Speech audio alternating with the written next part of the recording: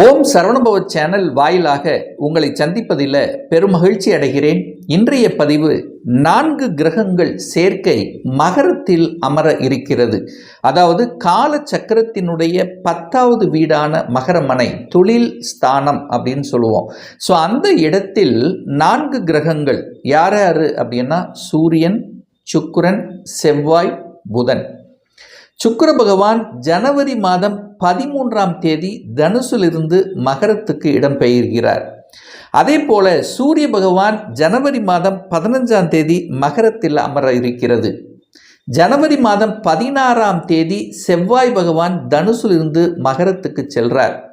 ஜனவரி மாதம் 17ஆம் தேதி மகரத்தில் புதன் பகவான் அமர இருக்கிறது.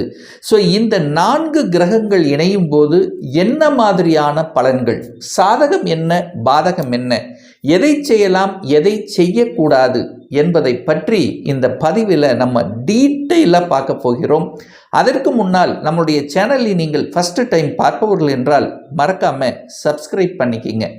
தனுசு ராசி அன்பர்களே, 4 கிரகங்கள் சேர்க்கை, அதாவது கால சக்கரத்தினுடைய 10வது வீடான மகரத்தில், அதாவது உங்கள் தனுசு ராசிக்கு 2ஆம் இடத்துல தனம், குடும்பம், வாக்குஸ்தானத்தில் 4 கிரகங்கள் இணைவு.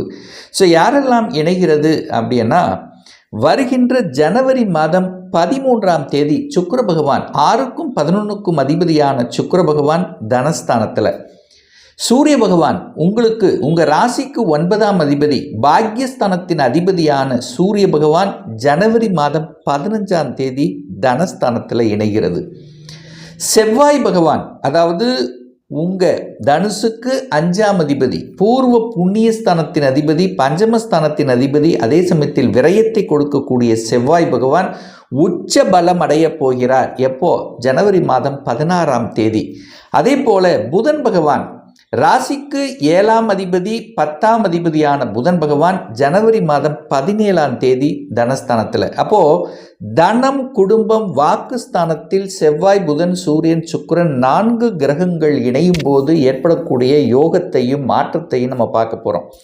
ஒரு நல்ல இணைவு. 9 5ஆம் அதிபதிகள், 5 9 கடவுளினுடைய சொந்தக்காரர், அதாவது கடவுளினுடைய அனுகிரகத்தை கொடுக்கக்கூடியவன், யோகத்தை தரக்கூடிய 2 கிரகங்கள் இணைவு. செவ்வாய் 5ஆம் அதிபதி, 9ஆம் அதிபதி, பாக்யாதிபதி இணைவு வருவது ஒரு அற்புதமான ஒரு அமைப்பு. அதே சமயத்தில் 2ஆம் இடத்தில் பாக்யாதிபதி, லாபாதிபதி இணையும் போது பொருளாதார மேன்மையை தரும், நிச்சயமா தரும். 2ஆம் அதிபதி 9ஆம் அதிபதி, அதாவது 2ஆம் இடத்தில் 9ஆம் அதிபதி 11ஆம் அதிபதி இணையும் போது நிச்சயமாக தனத்தை கொடுக்குங்கிற விதியின் அடிப்படையில் பொருளாதார மேன்மையை தரும். அதில் எந்தவித மாற்று கருத்து இல்லை. இந்த காலகட்டத்தில் 4 காசு அதிகமாக போன மாதத்தை கம்பேர் பண்ணும்போது அதிகமான ஒரு தனவரவை தரும். எதில்? உங்களுடைய வியாபாரமாக இருந்தாலும் சரி, தொழிலாக இருந்தாலும் சரி, அல்லது நான் வேலைக்கு போகிறேன்னா கூட ஏதாவது 2 காசு அதிகமாக வரும். எப்படி வரும்? அடிஷ்னலாக ஏதாவது ஒன்று செய்யணும் என்கின்ற எண்ண ஓட்டத்தை கொடுத்து அதன் மூலமாக தன வருவாய் கொடுக்கக்கூடிய அமைப்புகளை நிச்சயமாக உருவாக்கும். பாக்யாதிபதி 2ஆம் இடத்தில் இருக்கிறதுனால தகப்பனால நன்மைகள் நடக்கக்கூடிய ஒரு அற்புதமான ஒரு காலகட்டம் அப்படின்னு சொல்லுவேன். சூரியன் 2ல் இருக்கார், செவ்வாயும் சேர்ந்திருக்கு. 2 அதிகார கிரகங்கள் என்று சொல்லக்கூடிய சூரியன் செவ்வாய் இணையும் பொழுது நிச்சயமாக சூரியனை போல பேசக்கூடிய தன்மைங்கிறது இயல்பாகவே இருக்கும். சூரியன் எப்படி ஒரு ஸ்ட்ரைட் ஃபார்வர்டாக இருக்கும், நேர்கோடு, அதே மாதிரி இருக்கக்கூடிய அமைப்பு. செவ்வாய் அங்கே இருக்கிறதுனால வேகத்தோட அந்த அந்த ஒரு ஒரு என்ன சொல்கிறது, ஒரு ஸ்ட்ரைட் ஃபார்வர்ட், சாதிக்கலாம் என்கின்ற உத்வேகம், என்ன ஆனாலும் பரவாயில்ல பார்த்துடலாம் ஒரு கை அப்படிங்கிற கூடிய தன்மை. அப்போ நல்ல ஒரு ஹார்ட் ஒர்க்கு கொடுக்கக்கூடிய அமைப்புங்கிறது இந்த காலகட்டம் நிச்சயமாக உண்டு. குடும்பத்தில் சுப காரியங்கள் செய்யக்கூடிய அமைப்புகளையும் சந்தர்ப்பங்களையும் உருவாக்கும். அப்போ குடும்ப ரீதியில், குடும்ப உறவு சார்ந்த விஷயத்தில் நற்பலனை கொடுக்கக்கூடிய அமைப்பு இருக்குது. ஏன்னா குரு 7ஆம் இடத்தில் அமர்ந்து கொண்டு உங்கள் ராசியை பார்ப்பது ஒரு நல்ல அமைப்பு. லாபஸ்தானத்தையும் பார்க்குற, முயற்சி ஸ்தானத்தையும் பார்க்குது. அப்போது இந்த காலகட்டத்தில் திருமணம் சார்ந்த விஷயங்கள், சுப காரியங்கள் சம்பந்தப்பட்ட விஷயங்கள் உங்களுக்கோ உங்கள் குடும்ப உறுப்பினர்களுக்கோ நடைபெறக்கூடிய சாத்தியக்கூறுகள் அதிகமாக தென்படுகிறது. இந்த செவ்வாய் சுக்கிரன் அங்கே இணைந்தாலே நிலம் இடம் சார்ந்த விஷயத்தில் ஒரு ஈடுபாடு அதிகரிக்கும். இந்த காலகட்டம் ஒரு இடம் வாங்கணும், நிலம் வாங்கணுங்கிற எண்ண ஓட்டங்களையாவது கொடுத்தே தீரும். ஸோ அதை பற்றியான சிந்தனைகள், அதை செயல்படுத்துவதற்குண்டான சாத்தியக்கூறுகள் சிறப்பாக இருக்கும். அப்போது ஒரு வீடு வாங்கலாமா சார், இடம் வாங்கலாமா சார் அப்படின்னா தாராளமாக வாங்கி கொள்ளலாம். ஒரு வாகனம் வாங்கலாமா, தாராளமாக வாங்கலாம். புதிய வாகனங்கள் வாங்கக்கூடிய அமைப்புகள் அல்லது பழசு ஒரு பழைய வாகனத்தை வாங்கி நல்லா ஒரு ஓட்டி பார்த்துட்டு ஓகே அப்படிங்கிற ஒரு தன்மை வந்துட்டு அதுக்கப்புறம் மாற்றிக்கலாம். ஏன்னா சனி நாளில் இருக்கான், அப்போ பழையது, அப்போ பழைய வாகனங்களை வாங்கக்கூடிய அமைப்புகளும் உண்டு. அதே சமயத்தில் அந்த செவ்வாய்ங்கிறது 5க்குரியவன், பூர்வ புண்ணிய ஸ்தானத்தின் அதிபதி, பஞ்சமஸ்தானத்தின் அதிபதி, குழந்தை ஸ்தானத்தின் அதிபதி தான் அந்த செவ்வாய். அப்போ 5ஆம் அதிபதியும் 9ஆம் அதிபதியும் இணையும் போது ஒரு பாக்கியத்தை பெற்றுத்தரக்கூடிய அம்சங்கள் என்பது சிறப்பு உண்டு. குழந்தை பாக்கியம் சார்ந்த விஷயத்தில் சிறப்பு பெறும். குழந்தை பாக்கியம் அதாவது குழந்தையினால் தடை ஏற்படுத்தி கொண்டிருந்தது, ஏதோ ஒரு வகையில் குழந்தை என் பேச்சு கேட்கல, குழந்தைகளால் வருத்தம் அடைந்து கொண்டிருக்கு, குழந்தை பிறப்பில் சில தடைகளை கொடுத்து கொண்டிருக்கு, அதெல்லாமே கடவுளினுடைய அனுகிரகத்தால் உங்களுடைய இஷ்ட வேண்டுதல்னால கண்டிப்பாக அது தீரப்போகிறது. நல்ல செய்திகளை கொடுக்கக்கூடிய, நல்ல தன்மைகளை கொடுக்கக்கூடிய, சந்தோஷம் தரக்கூடிய விஷயங்கள். ஏன்னா 9, 11 சேர்ந்துருக்கு. 11 அப்படின்னாலே அங்கே இன்பம் உண்டு, சந்தோஷம் உண்டு. அது எங்கே? குடும்பஸ்தானத்தில் இருக்குது. குடும்பத்தில் சந்தோஷத்தை தரக்கூடிய அமைப்புங்கிறது சிறப்பு பெறுகிறது இந்த காலகட்டம். சார், வெளிநாடு வெளி மாநிலம் செல்லக்கூடிய யோகங்களை கொடுக்குமா? ஏன்னா 9 சிறு தூர பிரயாணங்கள், தூரதேச பிரயாணங்கள். 3ஆம் இடத்துல ராகு இருக்கு. 9ஆம் அதிபதி தனம். தனத்தை ஈட்டுவதற்காக, குடும்பத்துக்காக. அப்போ என்ன ஆகும்? வெளியூர் வெளி மாநிலம் செல்லக்கூடிய, வெளிநாட்டு செல்லக்கூடிய யோகம் என்பது உண்டு. எதுக்காக? பொருளாதார அபிவிருத்திக்காக. அப்போ வெளிநாட்டுக்கு நம்ம வேலைக்கு போகலாமா சார்? இந்த காலகட்டத்தில் நான் விசா அப்ளை பண்ணி காத்துட்ருக்கேன், அல்லது வெளிநாட்டுக்கு வேலைக்கு அப்ளை பண்ணிகிட்ருக்கேன்.